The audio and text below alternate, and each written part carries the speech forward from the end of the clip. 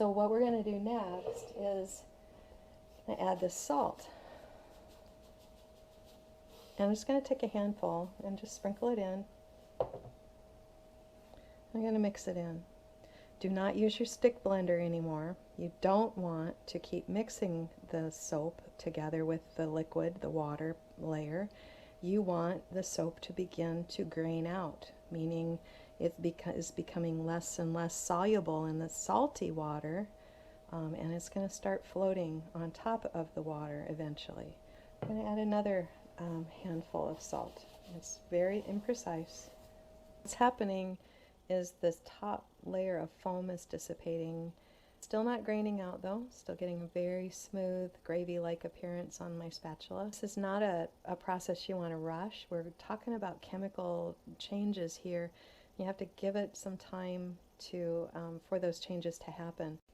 I've added the fourth handful of soap, and you can, or salt rather, and you can see a dramatic change starting to happen here. We've gone from a smooth gravy to kind of curdled egg custard.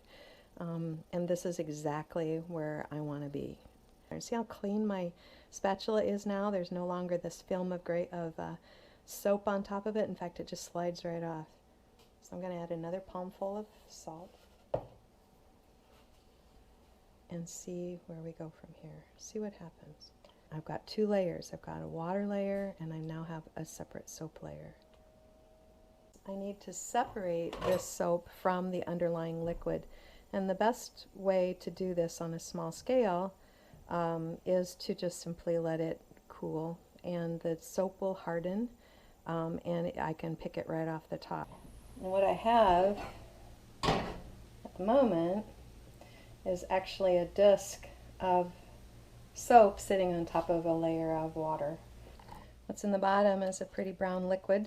I'm kind of evaluating this about whether I want to salt it out a second time, which certainly can be done, or whether I want to stop here. And quite frankly, I don't think the appearance of this soap is very acceptable. As before, I'm going to turn my stove on, add some water to the chunked up soap. It's kind of a pale tan color, so it is actually lighter than it was before, but it's still not very appealing. The chunky soap didn't look like it would dissolve very quickly in the water.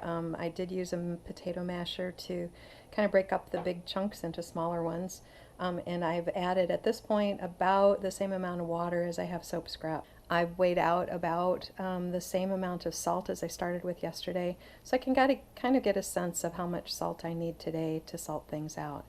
The amount of salt is not so directly related to the soap in this pot. It is more directly related to the amount of water in the pot, because we're creating a brine concentration, a salt concentration in the water.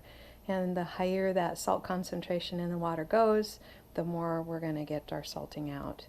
I've used about the same amount of salt as I did yesterday, and I've gotten to this point. I have a clear floating soap layer.